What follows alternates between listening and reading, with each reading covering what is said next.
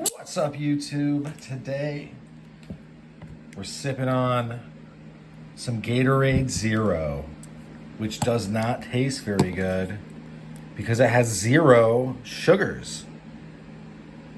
It does have the salts that you need for electrolytes, good salts.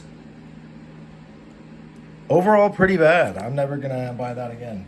Anyway, we have with us today a LionSteel Slipjoint knife.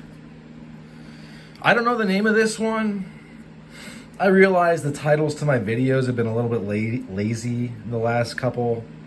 But this will be titled very similarly, another LionSteel Slipjoint knife. At some point I'll probably do some sort of family portrait. This is not a collector knife exclusive.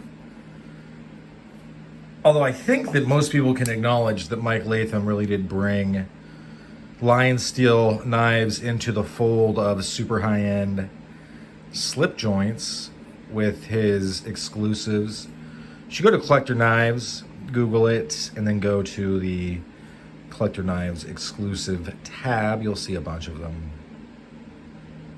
I believe he has this one with a bottle opener that is like this but not.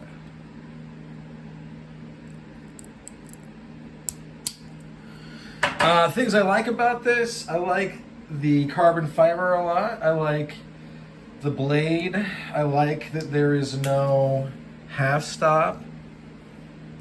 It's similar to the other, I just got this one. But I think this is a lot cooler. I like that there is no half stop just because the action's nice, and I think sometimes it's nice to get away from half stops. This one, of course, has one. This one doesn't fill out the handle hardly at all. This one is much closer.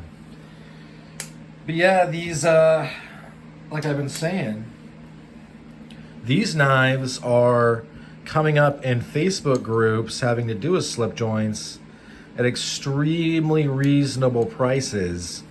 Great prices, actually. I think I paid $70 for this. About the same for this. Because the upmarket stuff is, the GECs, the Jack Wolf knives, the way that Fontaine Napatat is now biting Jack Wolf knives with the fat carbon, so to speak. Just go compare the two lines and you'll see it, or the two brands. I'm just saying that there's a lot of new upmarket, high-end slip joints for collectors.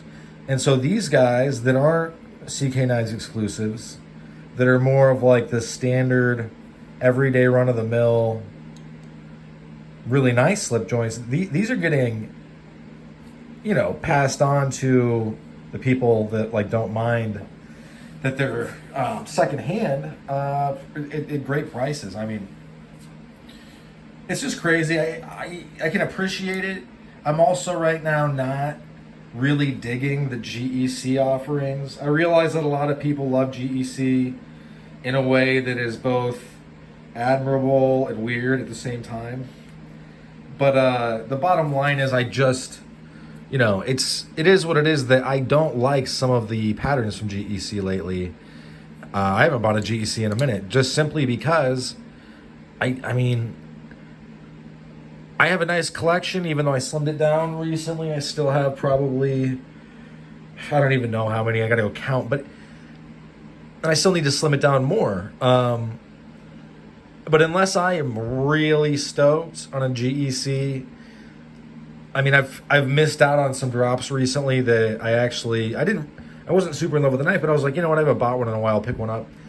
And it's just so hard. Like, how is anybody supposed to do this?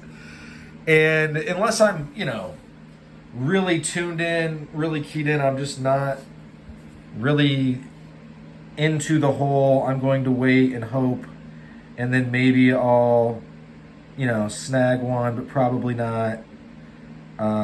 It's just getting a little old, and the prices are kind of high, considering it's $10.95.